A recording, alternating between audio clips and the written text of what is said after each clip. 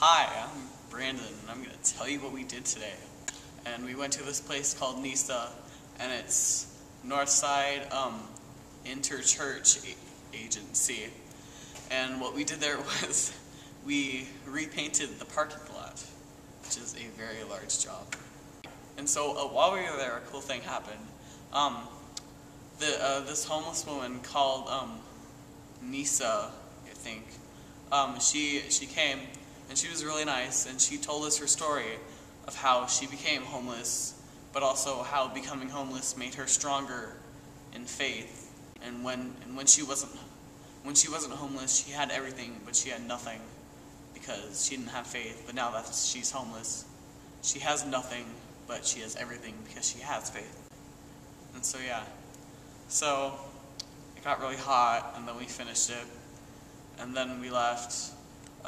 Kristen took us over to the women's shelter. We got a tour of the place, and then for the children that in school that's coming up, we made backpacks for them, and like we put in crayons and pencils and notebooks and those flashcards.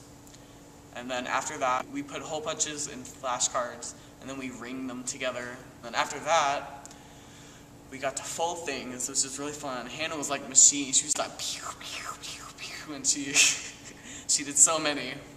And so yeah.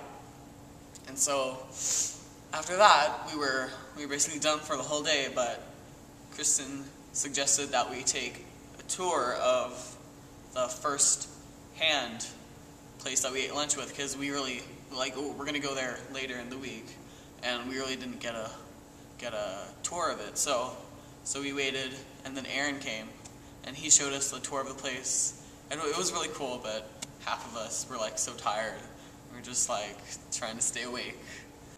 Today's devotion is from Luke 7:36-50. The prostitute. Now one of the Pharisees invited Jesus to have dinner with him. So he went to the Pharisee's house and reclined at the table.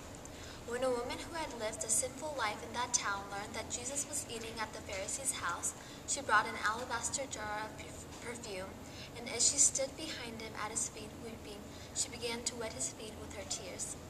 Then she wiped them with her hair, kissed them, and poured perfume on them. When the Pharisee who had invited him saw this, he said to himself, "If this man were a prophet, he would know who is touching him and what kind of man she is. That is, she is a sinner." Jesus answered, "Simon, I have something to tell you." "Tell me, teacher," he said. 2 men owed money to a certain moneylender. One owed him 500 denarii and the other 50. Neither of them had the money to pay him back, so he canceled the debts of both. "Now which of them will love him more?" Simon replied, "I suppose the one who had the bigger debt canceled." "You have judged correctly," Jesus said. Then he turned toward the woman and said to Simon, "Do you see this woman? I came into your house. You did not give me any water for my feet, but she wet my feet with her tears and wiped them with her hair. You did not give me a kiss, but this woman, from the time I entered, has not stopped kissing my feet. You did not put oil on my head, but she has perfume on my feet. Therefore, I tell you, her many sins have been forgiven, for she loved much. But he who has been forgiven little loves little." Then Jesus said to her, "Your sins are forgiven." The other guests began to say among themselves, "Who is this who even forgives sins?" Jesus said to the woman, "Your faith has saved you. Go in peace." Today I learned that people who are less fortunate can be some of the strongest believers in God, and that people who have nothing to lose are usually the ones that look to God for guidance, and can usually be some of the most inspiring people when it comes to finding faith. Also that when you have I don't know how to explain it, like when you have things but you feel empty, maybe it's because you don't have faith. And when you don't have things and you feel complete, it's maybe because you've looked to God for guidance.